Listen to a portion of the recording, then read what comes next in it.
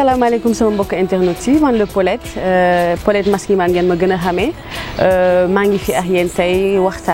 waxtaan pour ngeen xam lan mooy sama actualité pour dara voilà ok on va rentrer à la discussion bientôt.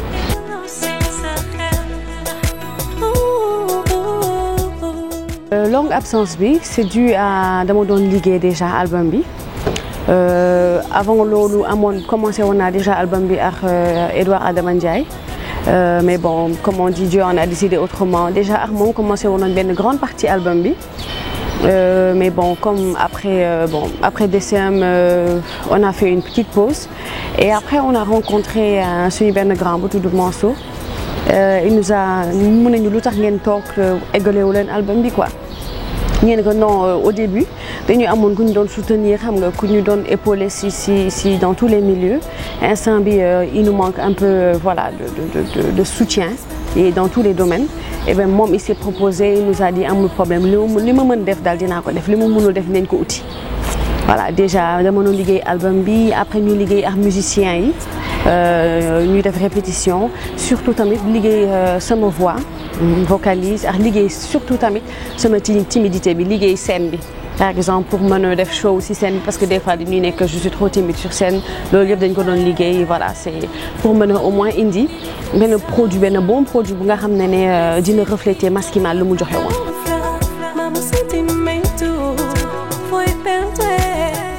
Ñalous mooy ma lumière mooy sama lumière parce que su ma waxee Ñalous mooy album bi dafa nekk si par rapport comme sama foi. Voilà la yàlla jaarale par exemple si album bi mooy li fi ma jot a jaar durant temps boobu yëpp ma toog déggoo leen ma comme ni ñuy wax rek sama jaar-jaar yi ak sama foi bi sama courage loolu yëpp à travers musique bi laa ko jëlee parce que musique bi m'a rendu patiente musique bi dimbali na ma gën a gëm yàlla à travers sama expérience yëpp yi ma jot a am moo tax ma tuddee ko noonu Ñalous parce que musique bi moom ça m'a plus fortifié mun naa wax beneen Paulette moo ñëw moo nekk déjà beneen Paulette moo nekk beneen label bu bees staff bu bees alors man loolu dama ko tuddee lumière bu yàlla indi ci man pour leeral ma sama yoon pour leeral ma sama vie won ma ne sa yoon nii la alors voilà pour ragal demal rek.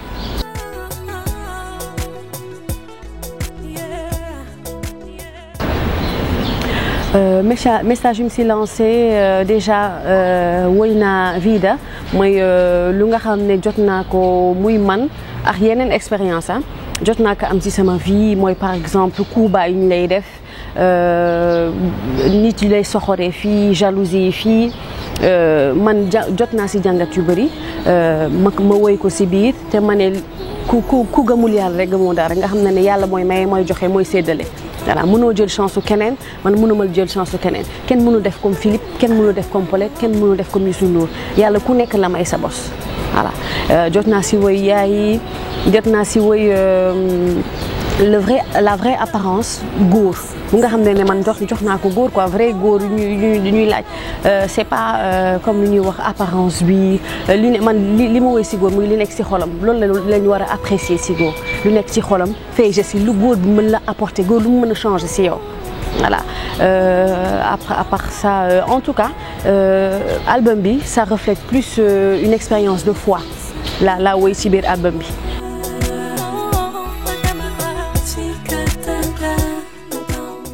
Je dirais pas religieuse mais je dirais que jot naa jaar si yu bëri te sama gëm yàlla rek moom si génne franchement parce que yu bëri yoon découragé naa wax naa sama yaay wala sama jëkkër wala sama xarit yi bàyyi naa woy parce que franchement li jaratu ko mais à chaque fois yàlla ma doon lancé ay benn fan mooy woote wala benn mère mooy woote ne ma sama doom man nii laa tudd dama la bëgg di ma ñaanal nit bu ma xamul sax dana may toog dina mais quand même peut-être war nga góorgóorlu parce que franchement ay nit yu nga xam ne mosoo leen gis xamoo fu ñuy nekk am na ay nit yu nga xam ne sax ay Togo ay Chine loolu mosuma xam ne sax suñu leen waxee suñu leen présenté c'est la fille que tu regardais ñoom duñ ko gëm sax te man mënuma gëm ne pays yooyu nit yi xam nañ ma foofu ba apprécier ma kon man damay wax loolu rek mag na loolu franchement yàlla am na lu may woon alors su dee sama yoon fii la alors naa ko gëm rek te avancé luy ñëw ma mën ko assumer rek si kàttanu yàlla.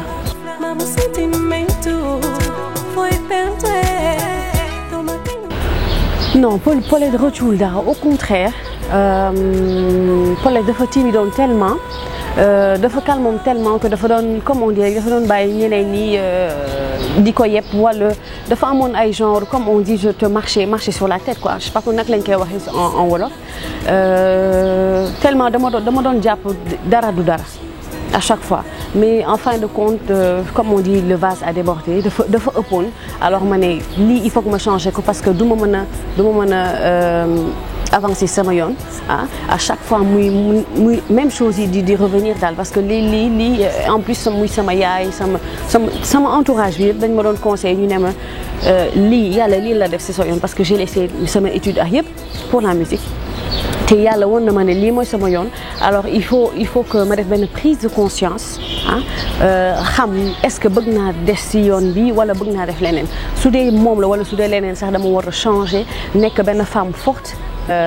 surtout beaucoup de respect dans ce que je fais pour mën a avancer.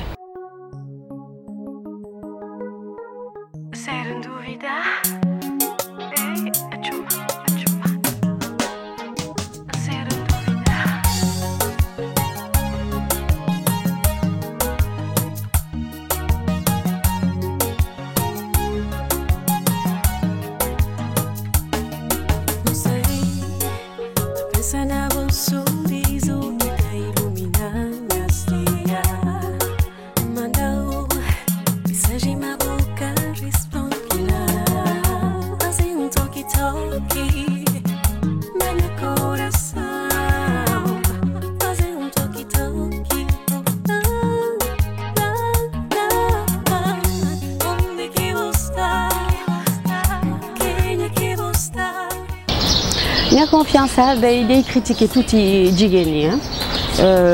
d'habitude ñun jigéen ñi dañu am problème jalousie il suffit par exemple suñu xuloo ak suñu góor yi wala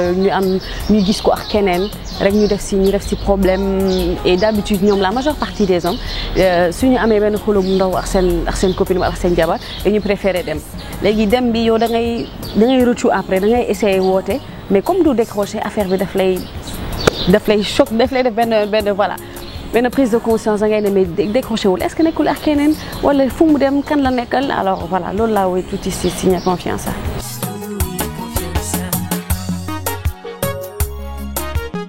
la majeure partie des gens dañuy ne Paulette dafa modé wala Paulette moi je me dis que je me sens bien dans ma simplicité parce que il ne faut pas doo sol lu gàtt wala nga sol lu nga xam ne dafa yaraax wala nga sol lu nga xam ne am na ay parties yuy feeñ pour sexy mun nga solu ba jekk nekk sexy c'est juste sa yaram lu muy refléter ce maquillage lu muy refléter ak ce comme on dit être classe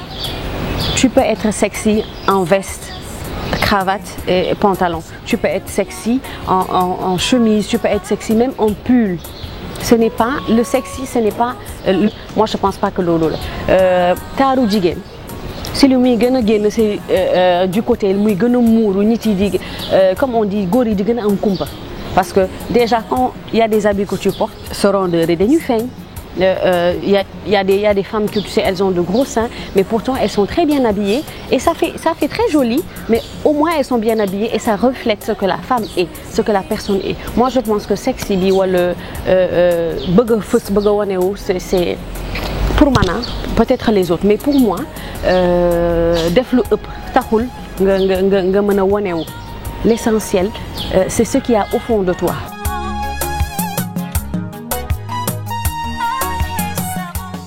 C'est un peu compliqué parce que mën a changer nit ki ci lu mu gëm moom ce sera un peu compliqué mais moi je trouve que instant yi ñu nekk c'est vraiment dégradant de voir suñu rakk yi instant yi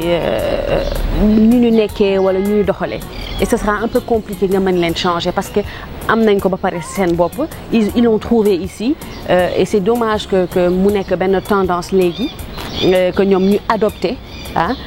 peut-être que yàlla dinañu dimbale rek mu am yenn certains yu nga xam ne mun nañ leen changer mun nañ leen dérouter tuuti ci yoon bi pour ñu mën a même si c'est changer au moins d'abord d'accoutrement mooy habillement et après ça ñu mën changer. Une femme ne doit pas se vendre pour aller de l'avant ou ne doit pas se vendre pour mu mën a nekk jigéen au contraire la vraie femme.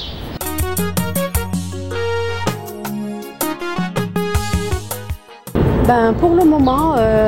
ñu ngi ci promotion album bi commencé nañ ko jaay ci studio di Vibes soo wootee benn numéro mun nañ la ko livrer à domicile et en ce moment ñu ngi ci répétition parce que 16 morceaux c'est pas petit alors il faut que ñu nekk à point ak musiciens yi pour mener d'ici 2 mois nekk à point pour commencer jouer ici à Dakar dans la sous-région et internationale.